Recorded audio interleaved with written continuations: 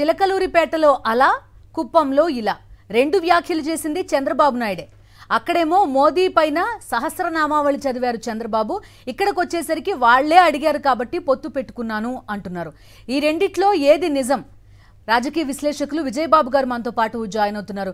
విజయబాబు గారు, అందరికీ తెలిసిందే చంద్రబాబు నాయుడు ఎలా వ్యవహరిస్తారో అనేది. మరొకసారి ఆయన ప్రూవ్ చేసుకున్నారంతే. మీలాంటి వాళ్ళు చాలా మంది మొదటి నుంచి అన్నారు ఇది సిద్ధాంతాల పరంగా ఆయన పొత్తు కాదు, 100% ఇది అవసరాల కోసం అయ్యే పొత్తు అని. అది కూడా మరోసారి ప్రూవ్ అయినట్టయింది. రాజకీయాల్లో చంద్రబాబు నాయుడు గారు ఒక విలక్షణ శైలి. అయితే ఈ సందర్భంగా ఎన్టీ రామారావు గారు అన్న మాటను మళ్ళీ మనం ఒకసారి గుర్తు చేసుకోవాలి. నాకంటే చాలా గొప్ప నటుడు నా అల్లుడు అని చెప్పని ఆయన అన్నాడు.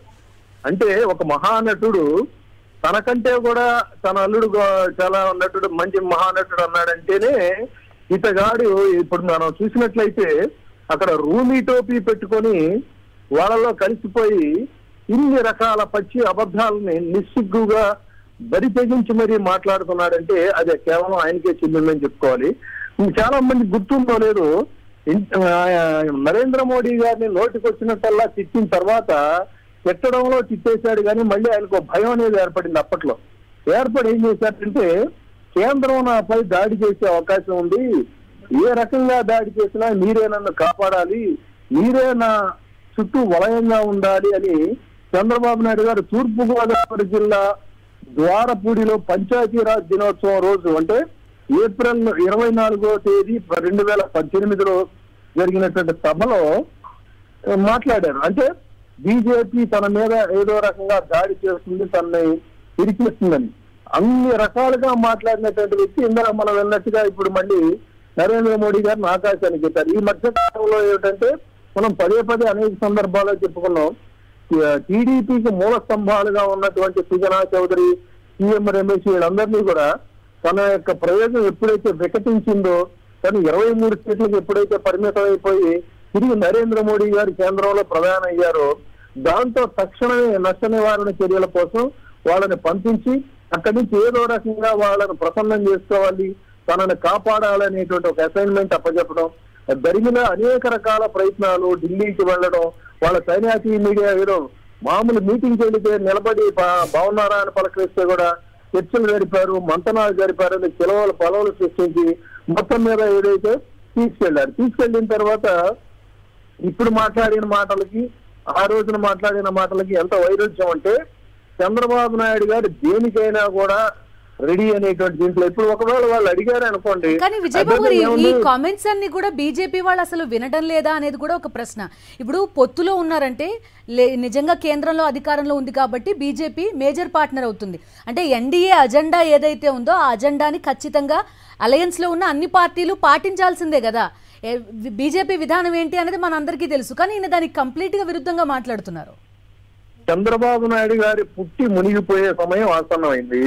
కేసుల నుంచి రక్షణ కోసం మాత్రమే ఆయన ఎన్డీఏలో కలిశారనేది తెలుసు.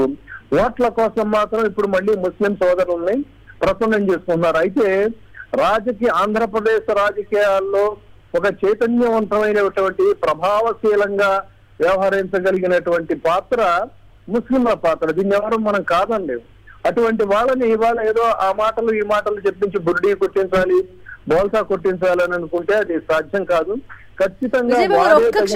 ఒక్క క్షణం. అయితే ఇదే పొత్తుల పైన గతంలో పవన్ కళ్యాణ్ కూడా కొన్ని కామెంట్స్ చేశారు. బీజేపీతో పొత్తు కోసం చంద్రబాబు వెంపర్లాడారు, అయినా ఢిల్లీ పెద్దలు పట్టించుకోలేదు, అపాయింట్మెంట్ కూడా ఇవ్వలేదు, దిక్కుతోచక పవన్ తో రాయబారం నడిపారు చంద్రబాబు నాయుడు. ఈ విషయాన్ని స్వయంగా పవన్ కళ్యాణ్ ఒక మీటింగ్ లో చెప్పారు. నేను అందరితో తిట్లు తిన్నాను, వాళ్ళందరూ నన్ను తిట్టారు, నేను నానా మాటలు పడాల్సి వచ్చిందని కూడా ఆయన కామెంట్ చేశారు. పవన్ కళ్యాణ్ పొత్తుల గురించి ఏమన్నారు, ఆయన ఎలా కృషి చేశారు బీజేపీని టీడీపీని కలపడానికి, ఆయన మాటలోనే ఒకసారి చూద్దాం.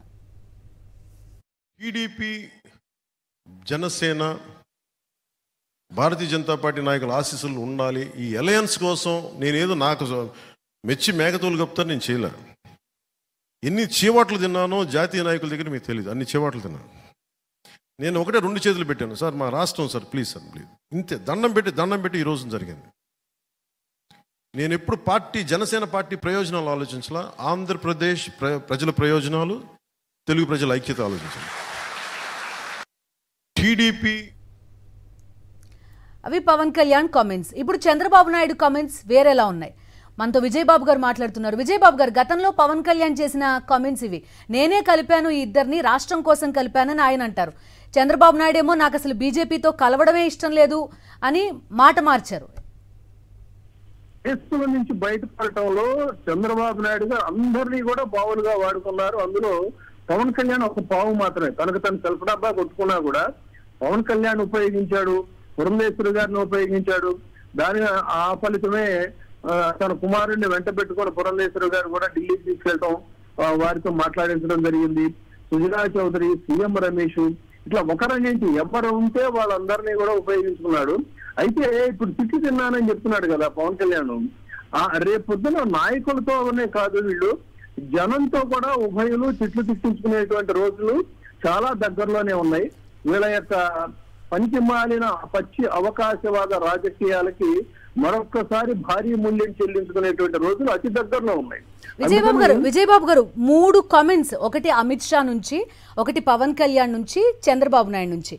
అమిత్ షా ఏమంటారంటే ఆయనకు బుద్ధి వచ్చి ఆయనంతటా ఆయనగా మా దగ్గరకు వచ్చారు అని.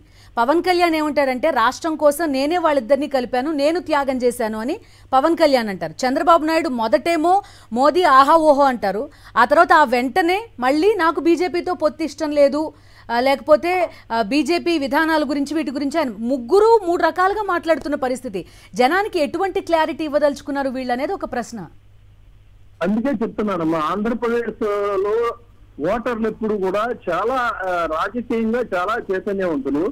వీళ్ళ యొక్క దివాళా కోరు రాజకీయాలు, అవకాశవాద రాజకీయాలు, పచ్చి అబద్ధాలన్నింటినీ కూడా ఒక వినోదం చూసినట్టుగా చూస్తున్నారు, వింటున్నారే తప్ప దానివల్ల వాళ్ళేమీ మారేటువంటి పరిస్థితి ఉండదు.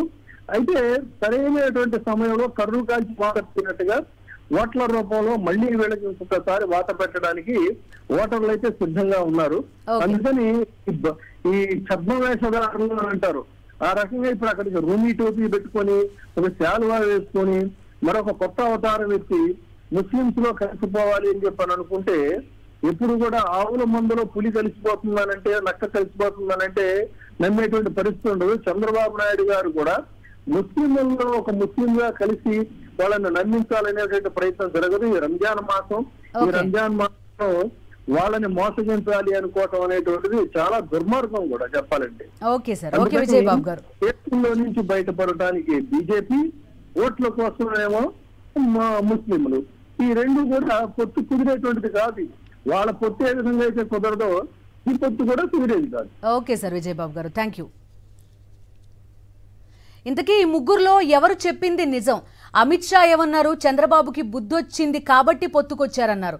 చంద్రబాబు నాయుడు బీజేపీ తనంతట తానుగా వచ్చింది కాబట్టి పొత్తు పెట్టుకుంటున్నాం అంటున్నారు. పవన్ కళ్యాణ్ ఆ ఇద్దరిని కలిపింది నేను అంటున్నారు. ఈ ముగ్గురులో ఎవరు చెప్పింది నిజం తేలాల్సి